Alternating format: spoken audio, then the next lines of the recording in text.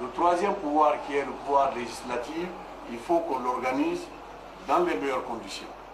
La CENI, qui est l'organe qui organise les élections, la CENI, sur le plan organisationnel, ne répond plus au contexte politique actuel. Mais sur le plan financier, parce que l'audit a révélé des dysfonctionnements graves, vraiment très graves. Et dans l'audit, il a été proposé une restructuration. Certains camarades estiment que le fichier qui a servi au présidentiel doit pouvoir servir aux législatives avec quelques corrections ou révisions. Ce fichier, d'abord, l'État guinéen n'a pas accès à ce fichier. Je l'ai dit publiquement, si c'était le contraire, quelqu'un pourrait venir me dire, vous avez menti, vous avez accès au fichier. Le PNUD m'a dit qu'ils n'ont pas accès au fichier. L'Union européenne m'a dit la même chose. Nous avons ce que nous appelons le comité de pilotage avec ses bailleurs de fonds. Nous avons fait 2 réunions au ministère de l'administration du territoire et chaque mercredi, il y a la rencontre des points focaux autour du processus électoral.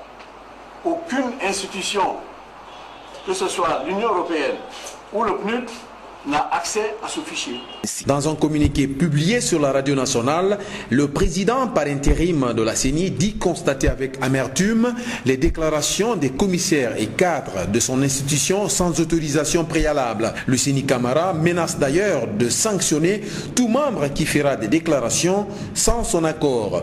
Cette mise en garde traduit une nouvelle divergence au sein de la CENI. 10 de ses membres, dont le chargé de l'information, dénoncent une violation des procédures. Cette entente va-t-elle permettre à la Guinée d'organiser les élections législatives? On a tiré les leçons de l'expérience des élections présidentielles. Je crois que la CENI et le MATAP, qui devaient à l'époque co-gérer le processus électoral, n'a pas bien fonctionné. Ce qui a fait que, entre le premier et le second tour, on a mis 4 mois. C'est-à-dire qu'il y a eu des dysfonctionnements dus surtout à l'incompétence technique de la CENI. Dans ce document signé, il est indiqué que le ministère de l'administration du territoire et les départements concernés sont chargés d'apporter l'assistance technique à la CENI dans 10 domaines, notamment la participation à la centralisation des résultats ou encore la participation à l'examen des procès-verbaux. Mais cette signature ne fait pas l'unanimité au sein de la CENI. Thierno Saïdou Bayo. Nous avons adressé une lettre au ministre de l'administration du territoire et de la décentralisation, simplement pour lui dire que